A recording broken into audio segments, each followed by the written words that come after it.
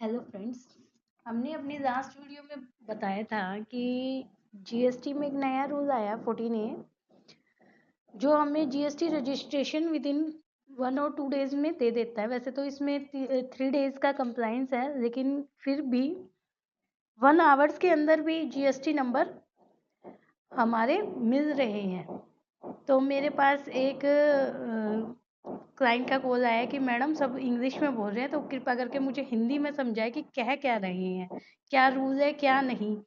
तो मैं इस वीडियो में हिंदी में समझाना चाहूँगी मेन पॉइंट्स जो कोई भी टैक्स पेयर समझ नहीं पाता।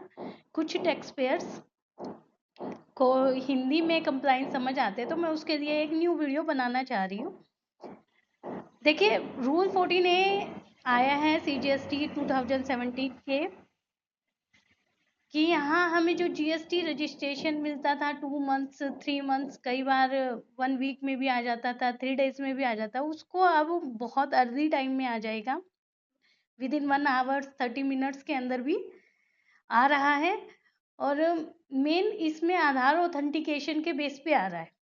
तो जो इसमें थ्रेशोल्ड लिमिट जो समझ नहीं आती टैक्स पेयर को, ये है कि कई बार क्या होता है, हमने एक पेन पे जीएसटी नंबर दे रखा है और उसमें हमारी मंथली जो टर्नओवर है वो 2.5 लाख रुपए रजिस्टर्ड पर्सन को है।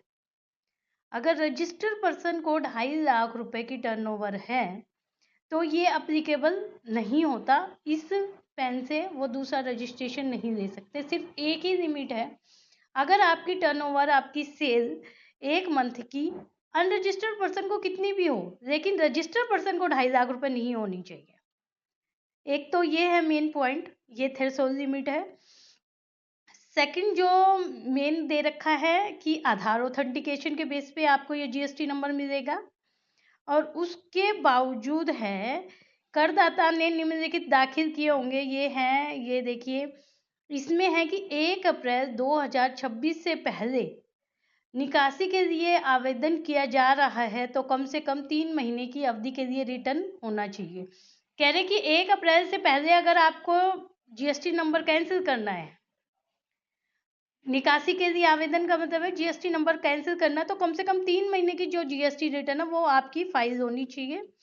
और यदि 1 अप्रैल 2026 को या उसके बाद निकासी के लिए आवेदन किया जा रहा है, 1 अप्रैल से पहले के लिए तो 3 मंथ की रिटर्न चाहिए फाइल, और उसके बाद अगर किया जा रहा है तो कम से कम एक कर अवधि होता है एक फाइनेंशियल ईयर, कि एक फाइनेंशियल ईयर का कम से कम रिटर्न फाइल होना चाहिए।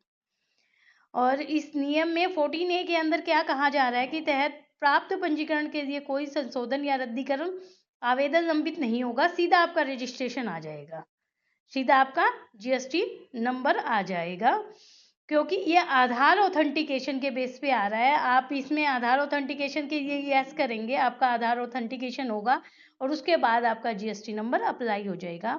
आशा करती हूँ आपकी जितने भी डाउट्स थे वो आपके पूरे हो गए होंगे। फिर भी अगर आपको कोई डाउट है तो आप दिए गए नंबर पे कॉन्टेक्ट कर सकते हैं। Thank you.